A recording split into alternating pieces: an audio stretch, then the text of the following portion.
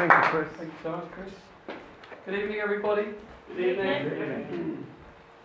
So without further ado, Mesud and I run a business called London Property University, and this evening we're going to show you in the next 50 minutes how you can be making between £40,000 and £50,000 per transaction using instalment contracts. Fantastic. And we're going to show you how to do that Yeah. without taking out a mortgage, without the need of a credit check, without any voids or tenants, without any maintenance or repairs, and you can do that without any experience. Too good to be true, It is, isn't it? So I'm just going to tell you a little bit about myself before we start very quickly. Excuse me. Back in the late 80s I set up a IFA mortgage broking practice, and I became what was known as a creative mortgage broker, and my speciality was creative finance. And I learned some very creative financing strategies, particularly how to buy a property without using any money. And I very quickly started to buy property myself using that strategy. Excuse me. And over the last 20-25 years I've built a multi-million-pound portfolio which I manage myself, and that nets a annual income of well into six figures. For the past 3 years, Mesud and I have been focusing our attention on instalment contracts, for the simple reason that instalment contracts are by far the most profitable strategy in today's market. We've completed on over 40 deals in the last 3 years, and we're going to hope to show you tonight how we're doing it. Over to you, Mesud. Good evening, ladies and gentlemen. For those you who haven't seen me before, I am Mesud Sali. I come from Bulgaria. As you can guess from my accent, you can see, you can hear that I'm foreign. I came in the UK 2005, 29th of August. I came with just a bag of luggage and nothing else. Came to study university.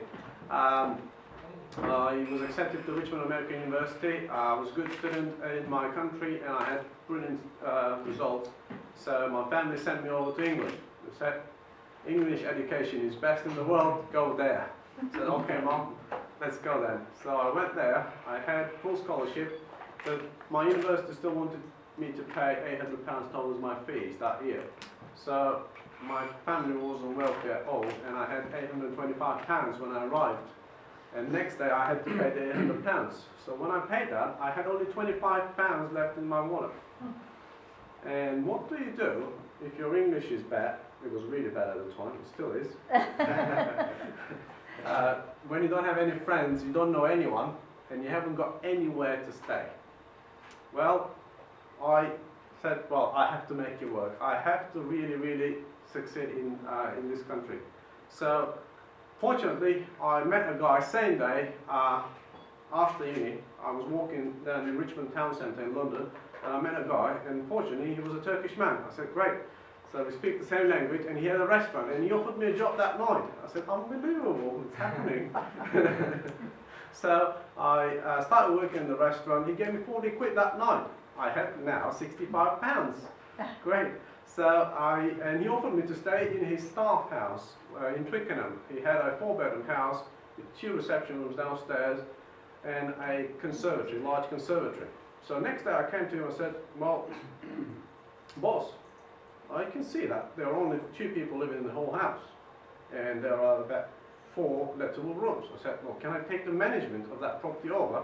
I'll make sure the rent is paid, I'll make sure the bills are paid, but all you have to let me do is just take care of it, and I'll take responsibility for it. He said, you love it? He said, okay, you saved me so much hassle. I hated that house anyway, so take it.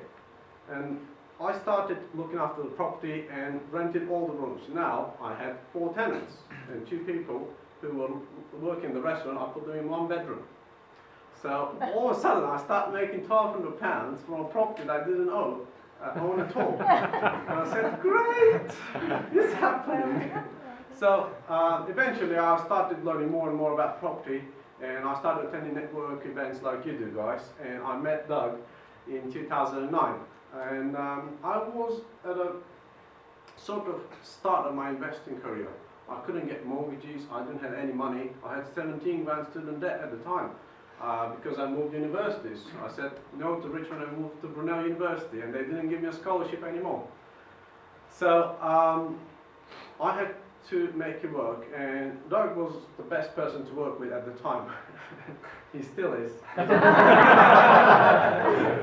So since then we started buying houses, we've done some deals, got some cash, you know, new cars and etc. So Doug, can you tell us what our listeners are going to learn today? Okay, overview of the evening is that the first thing we're going to do, I can't see this here so I'm going to look up here, sorry. Why you should be using instalment contracts in today's market. How we're making between £40,000 and £50,000 on every deal. We're going to show you some real life examples. And we're going to show you how we're buying and controlling property using one single document, one single legal document. And then we're going to bring our offer to you to give you a chance to learn some more if you wish. So without further ado, Mesud, can you tell us why should we be using instalment contracts in today's market? Well, Doug, they are the most profitable strategy in the current climate by far. And I'm telling you, most profitable because you can make more money from HMOs just by doing instalment contracts. I can make more from one bedroom flat than you can make from a 4-bedroom HMO, guaranteed. And we'll show you that in a few examples. So, instalment contracts presents a whole different new set of opportunities. So when you take a property, the only way we know to make profit is add value, sell it on, make money, or rent it out, have some cash flow, make money. That's the simple way we've been doing it so far. But using installment contracts, what we do is we exchange contracts with the seller, then we make it available to a buyer who can't get a mortgage traditionally. And a buyer who would love to buy a house but has just a small amount of deposit or can't get a mortgage the traditional way. So what we do is we use the existing mortgage of the seller and make it available to a potential first-time buyer. So the buyer moves in, pays us a nice deposit, usually 3 to 20%. We had deposits of 5,000 to 35,000 in all that range. He also pays you an amount that is higher than the market rent. So you have much better cash flow than you would have from a traditional let. It also gives you a back-end profit. That is the profit that you get, the difference between you promise to pay the seller and the difference between what the buyer owes you on the day of completion. So that is our back-end profit. And what about the headaches of the interest rates? Yes, so if you had a normal house, normal buy-to-let property, every time the interest rates goes up, your cash flow becomes less. So you can't increase the rental amount with a similar percentage, can you? So with installment contracts you can. So it is in the contract. If our underlying mortgage goes up, the buyer's mortgage goes up with the same percentage, and they know that. It also removes all the headaches of a traditional buy-to-let. When you're renting a house to a tenant usually moves in with a baseball bat and a buyer moves with a paintbrush. So we like the buyers with the paintbrush. So let's show you how we're making between £40,000 and £50,000 per deal. And we're going to show you some examples. This is a 5-bedroom detached house down in Kent. That's where our office is based. And the owner of this property no longer wished to own the property. There was a tenant in there. The rental income wasn't sufficient to cover the mortgage. The reason being is because the property was in quite bad state. It had mushrooms growing in the cellar. So therefore the rental income was limited by the state of the property. The owner wanted to move the property on, and the little bit of equity that he had left in the property, which wasn't a great deal, he wanted that, but he didn't need it straight away. So we agreed with the owner of this property that we would babysit his property for him, not buy the property, not do it on an option. We're not talking about options this evening. None of this that we're showing you this evening has anything to do with options. So we agreed that we would babysit his property for him, and we'd also babysit his mortgage payments for him. So the way we did that is that we didn't actually pay him any money, we just simply took over the property and took over the mortgage payments around one single document called a joint venture agreement, which we're going to go into a little bit later on. Having taken over the property, we're now babysitting the property under a legal agreement. We went off to find a buyer. Mesud found a buyer from Southern Ireland that was moving over to the country, which you can tell us about then. Mr. Collins, okay, that's a very interesting story. The Collins, they are family, and the mum, son, and a daughter.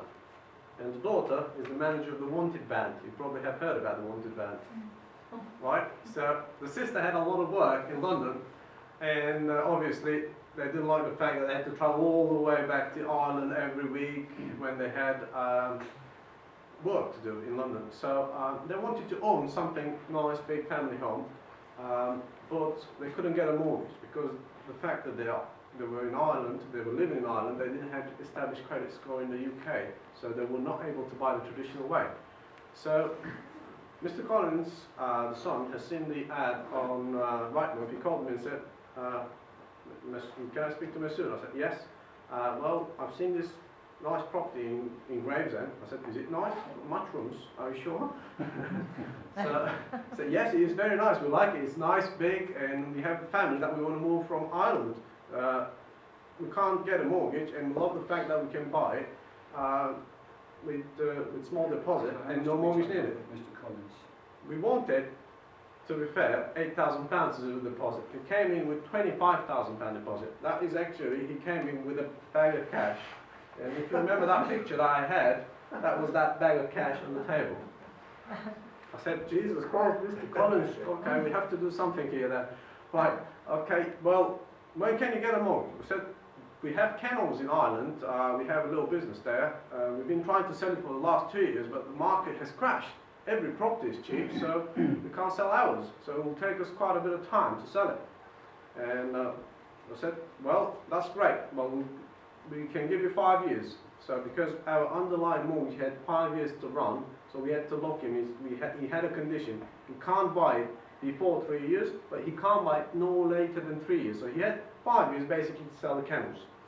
He was very happy with the fact. So I have a cash flow of £750 a month. Well, we agreed monthly payments of 1,450. So traditional let you would rent it for £1,000. We agreed 1,450 monthly payments based on the price we charged him for the house, divided to the years he's going to repay that over. Okay, so our underlying mortgage was only £611. Actually, the cash flow is slightly more than that. It's about £850 because Santander increased their mortgage rates, and obviously their monthly payments goes with a proportional rate. So if a mortgage rate increases on our buyers, actually we make more money. Okay, stop there a minute. So we've got 25,000 from Mr. Collins. Yes, on cash on exchange the table. On exchange of contracts. Yes. So we've now got an instalment contract in place, which is a different document to this one.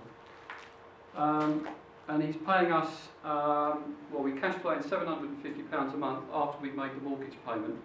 This is not our mortgage payment, this is the vendor's mortgage payment. So we're going to make 45,000 over the 5 year duration, period. 5 years, yes. And he's going to cash out in 5 years' time, so how much will he owe us? Well, another £15,000. That is the difference between the promise to pay the seller on completion and the amount Mr. Collins owes us based on the payment schedule. So that's £15,000. So we've collected 25,000 up front, 45,000 over 5 years, and 15,000 at the end of 5 years. How Yes. much is this deal worth? £85,000 How on much have we property. paid for it? Well, nil. How many tenants have we put in?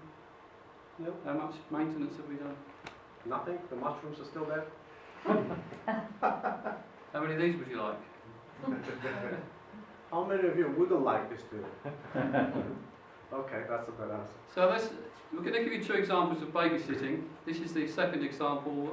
This was a property down in Lordswood, which is a little place down in Kent again, where we come from. And the chap that owns this property by the name of Bob was just about to be repossessed next week. He came to see us on Wednesday, and on Thursday the bailiffs were coming in to repossess him. GE Money had had a repossession order. He only owed £1,800 arrears. So we agreed with Bob that we would babysit his property for him, and we'd also babysit his mortgage payments for him. We also agreed that we'd pay off his £1,800 arrears as well, to allow him some time to pack his bags, pack his boxes, sell off his furniture, because he was going to go and live with his sister, and allow him some time to do that, rather than the bailiffs kick him out. He could move over under his own steam. So we bought him some more time, and in fact he took another 6 weeks to move out of the property. In the meantime, we were marketing for a buyer. So we've agreed to babysit the property, and now we've also agreed to babysit his mortgage payments for zero cost. We found some buyers. They come in from, where they come from, can you remember? Right. Actually, Doug is inspecting the property, but he had a wee before that. So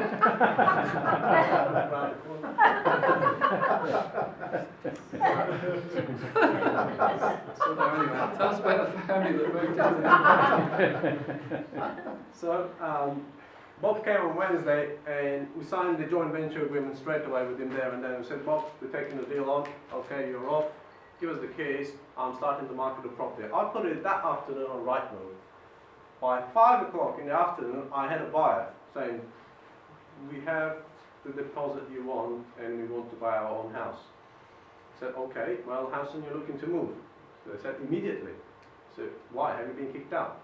No, we just live in a 2-bedroom flat. It's too small. We have 2 kids, and actually the rental payment on our flat is more than what you ask for the house, the monthly payments for the house. Where did they travel from, these people? These people were living in East London, Dagenham, and Dagenham is not a very pleasant neighbourhood. It's one of the worst parts of London. So they were living in a 2-bedroom flat, and they had 2 children, and they wanted 1 bedroom for each of their children, and they loved the fact that they could put only £7,000 deposit and buy a house. They were foreign. They came from Zimbabwe and from Africa. They've been in the country for 7 years.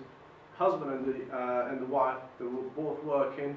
Husband was a social carer, like looking after people in a care home, and the wife was a nurse. So the income was quite okay, and this property was quite affordable for them. It was the monthly payments were affordable, and they had the deposit that we asked for. And next day they were already there, and Doug took them around the house to show them the property. What happened there, Doug?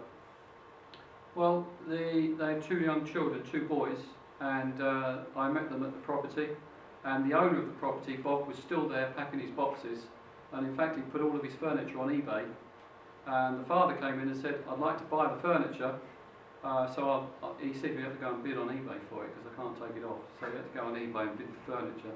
But these 2 young boys, I said to the youngest one, before your brother goes into the house, you better run upstairs and pick your bedroom. So the youngest one ran upstairs, and he went to the smallest room in the house, 3-bedroom house, and there was a bed in there. There was a sort of a 3/4 size bed, so quite a large bed. And he was really excited about this bed in the bedroom. It looked like he's never seen one before. So I said, go and ask Bob if he'll leave the bed behind for you. He said, really? I said, yes, go and ask him. So he went into the other room. Bob was talking to the parents, and he was pulling on his coat. He said, Bob, and his parents said, no, leave Bob alone, he's showing us the house. And he said, Bob, can I have the bed? Can you leave the bed behind? And Bob said, yes, of course I'll leave the bed behind for you. That sold the house, basically. The little boy was so excited about having his own bedroom with his own bed that the parents just bought the house there and then.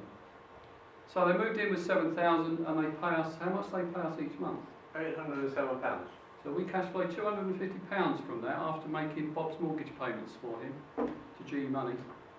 And again, they're going to cash out in about 5 years' time.